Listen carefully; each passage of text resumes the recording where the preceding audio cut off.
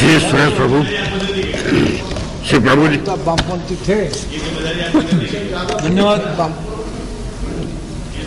Sir. आज बहुत समय बाद हम इस संसद में इस बारे में बहस कर रहे हैं कि किस तरह से हमारी देश की 40% से ज्यादा आबादी ऐसे व्यवसाय से जुड़ी हुई है जहां उन्हीं को किसी तरह का संरक्षण नहीं है।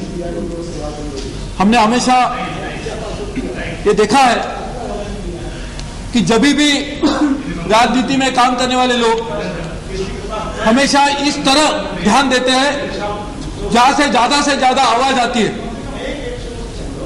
सरकार लोगों की मांग पूरी करने की कोशिश करती है, लेकिन लोगों की जरूरत तक उसकी ध्यान नहीं जाती।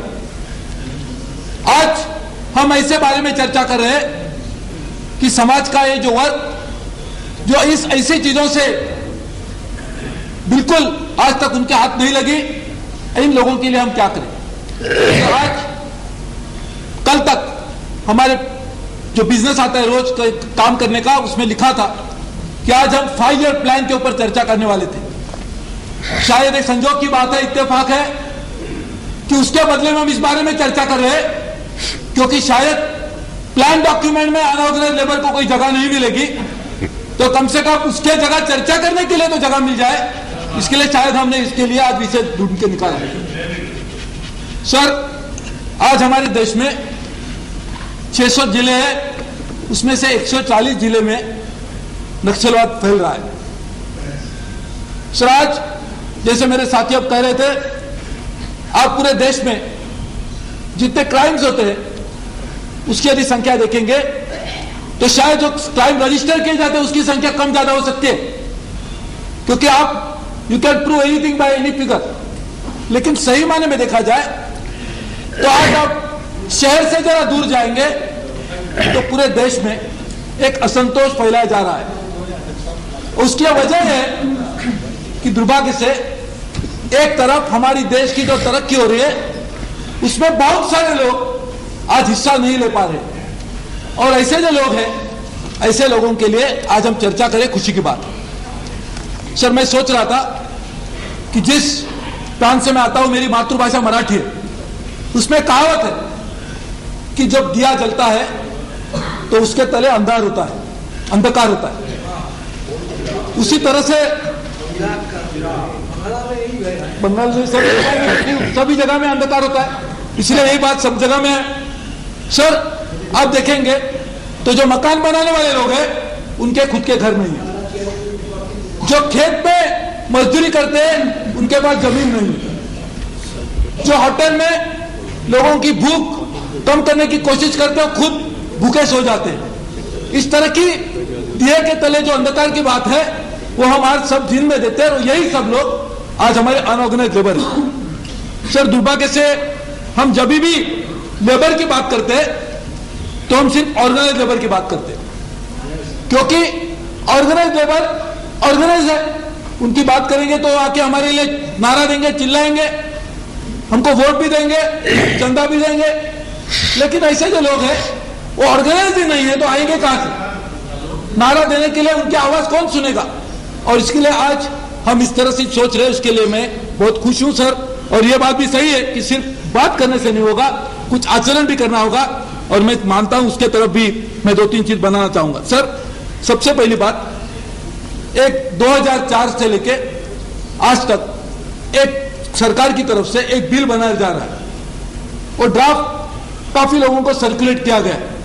तो सबसे पहले मैं मंत्री को विनती करता हूं, यदि सभी को आप दे सकते हैं तो मेंबर्स ऑफ पार्लियामेंट को भी ड्राफ्ट दे सकते हैं। ऐसी कोई बात नहीं है कि ड्राफ्ट सबको मिल सकता है, लेकिन पार्लियामेंटेरियन को इसलिए नहीं मिलेगा क्योंकि वो बाद में कानून पास करने वाले। तो ड्राफ्ट हमें भी दीजिए ताकि हम भी उसको स्टडी करेंगे, आपको पहले भी सुझाव दे सकते हैं स्टैंडिंग कमेटी के जाने के पहले। लेकिन सर, ये हमारी दुर्भाग्य की बात है कि हमारे देश में हमने इतने कानून बनाए कि शायद इतना ओवर रेगुलेटेड और लेजिस्लेटेड शायद ही कोई देश पूरे विश्व में होगा। आप उधर समस्या दिखाइए, मैं आपको कानून दिखाऊंगा, लेकिन कानून दिखाने से समस्या हल नहीं होती, ये हमने आज तक देखा है। सर, 30-40 करोड़ लोग हैं, उनके लिए हम कानून बनाने जा रहे हैं, उनके लिए मिनिमम वेजेस भी तय करेंगे, उनके लिए पेंशन का अरेंजमेंट करेंगे, वो एक्सीडेंट में फंस जाएंगे तो कॉम्पेंसेशन भी देंगे। सर ये कौन करेगा? सर ऐसी कौन सी व्यवस्था हमारे देश में है कि ऐसे 40 करोड़ लोगों तक जाने के लिए उनकी जो भी कोई शिकायत होगी उस शिकायत पे काम करने के लिए ऐसी कौन सी व्यवस्था सरकार के पास बनाई जा सकती है कि जिसके आधार पर इस कानून को सही मायने में इंप्लीमेंट किया जा सकता है? तो इसलिए मैं समझता हूं कि हमें कुछ इनोवेटिव वे से सोचना होगा। मैं ये नहीं कहता हूं कि मेरे पास भी कुछ सुझाव है कि उससे ये सवाल हल किया जा सके, लेकिन यह जरूरी है कि हम सब लोग मिलकर इसके ऊपर सोचे कि क्या सिर्फ कानून बनाने से हमारी समस्या हल होगी या नहीं होगी। यदि नहीं होगी तो किस तरह से उसके ऊपर सोचना चाहिए मैं समझता हूं। सर पेंशन की बात है, कानून में एक प्रावधान भी है। सर आप सोचिए, आज हमारे जो सब अनऑर्गेनाइज वर्कर है उसमें से 64% वर्कर्स एक फार्म लेबरर्स है। Sir about 11% worker, 5% worker construction worker. Sir एक तो कंस्ट्रक्शन वर्कर जो कंस्ट्रक्शन जिसने काम किया वो बिल्डिंग खत्म हुई वो दूसरी जगह चला गया, उसको पेंशन देने के लिए जो उसका एम्प्लॉयमेंट खत्म हुआ उसके बाद में पेंशन देने के लिए उसको कहां से ढूंढ निकालेंगे? और इसलिए मैं मानता हूं कि सरकार को at the time of employment यदि आप किसी को एम्प्लॉयमेंट देने वाले हैं उसी समय उस एम्प्लॉयर से कुछ अच्छे बड़े पैमाने पे कुछ रकम पहले ही डिपॉजिट की तरफ सरकार के पास आनी चाहिए, तो ही आप एम्प्लॉयमेंट कर पाएंगे। यदि इस तरह की व्यवस्था नहीं होगी, इस तरह का फंड नहीं बनेगा, तो आने वाले दिनों में इस एम्प्लॉयर को आप ढूंढ नहीं निकाल पाएंगे। और इसलिए ये जो सब बेनिफिट्स है, सोशल वेलफेयर बेनिफिट्स है, ये सिर्फ कागज के ऊपर रह जाएंगे। और इसीलिए कानून बनाने के समय उसका इंप्लीमेंटेशन किस तरह से होगा उसके बारे में भी हमें पहले ही सोचना चाहिए, और ये नहीं करेंगे तो मैं मानता हूं सबसे बड़ी समस्या हमारे सामने खड़ी होगी। सर दूसरी बात, मिनिमम वेजेस। सर मैं मानता हूं यदि कोई हमें उनके राहत देनी है तो मिनिमम वेजेस को सबसे ज्यादा बढ़ाना चाहिए, क्योंकि आप रिटायर होने के बाद आपको ये मिलेगा, ये कहने के बाद 20-25 साल के बाद वो जिंदा रहेंगे तो कुछ मिलेगा, क्योंकि जो हमारे टेम्पररी वर्कर्स है, कॉन्ट्रैक्ट वर्कर्स है, अनऑर्गेनाइज लेबरर्स है, उनकी एवरेज लाइफ बहुत कम है। हमारी लाइफ एक्सपेक्टेंसी पूरी देश की बढ़ रही है, लेकिन इनके ऊपर जो छोटा सा सैंपल स्टडी किया था इसके लिए उसको रिप्रेजेंटेटिव नहीं कहा जा सकता, लेकिन जो हमारे कॉन्ट्रैक्चुअल वर्कर्स है, जो अनऑर्गेनाइज लेबर्स है, उनकी आयु भी कम है। इसलिए उनको सबसे पहले आप पहले ही मिनिमम वेज बढ़ाइए ताकि पहले उनको कुछ मिलेगा, और ये देने की जरूरत है। सर चाइना में आपने देखा होगा कि चाइना में आज उनको कहते हैं कि सबसे, जब शंघाई में आप जाते हैं तो 2/3 of the construction cranes of the world are in China, और 2/3 में से 2/3 शंघाई में है। और शंघाई में आप कहीं भी कंस्ट्रक्शन हो रहा है तो आपको कहीं भी झुग्गी झोपड़ी नहीं दिखाई देगी। हमारी कंस्ट्रक्शन हो रहा है, झुग्गी झोपड़ी क्यों नहीं है? क्योंकि हर कंस्ट्रक्शन कंपनी को इन कॉन्ट्रैक्ट लेबर्स जो जिनको एम्प्लॉय किया जाता है उनके लिए मकान देना एक अपरिहार्य बात है। उनको सबसे पहले मकान दीजिए, बाद में ही आपको सरकार की तरफ से कंस्ट्रक्शन का काम शुरू करने की इजाजत मिलेगी। इस तरह का कोई प्रावधान हमें करना चाहिए, एम्प्लॉयर को सबसे पहले लेना चाहिए। सर आप सोच लीजिए, आज मुंबई जैसे शहर में आपने अखबार में पढ़ा होगा 80,000 स्क्वायर फुट से एक मकान बेचा गया। सर 80,000 स्क्वायर फुट में जो मकान बेचा गया उसमें कॉस्ट ऑफ कंस्ट्रक्शन 1,000 रुपए से ज्यादा नहीं है, और कॉस्ट ऑफ कंस्ट्रक्शन जो 1,000 रुपए है उसमें लेबर की कॉस्ट 100 रुपए से भी ज्यादा नहीं है। तो यदि 80,000 में मकान बेचा जा सकता है तो कंस्ट्रक्शन की कॉस्ट लेबर को देने से 40 रुपए भी बढ़ेगी, तो उससे क्या कौन सी समस्या आने वाली है? इसलिए मैं मानता हूं इसके ऊपर भी ध्यान देने की आवश्यकता है, और आप करेंगे तो मैं समझ सकता हूं। सर हमेशा ये बात आएगी, क्योंकि मुझे पता है कि हमारे जो लेबर मिनिस्टर है वो काफी संवेदनशील बात को समझ भी पाएंगे।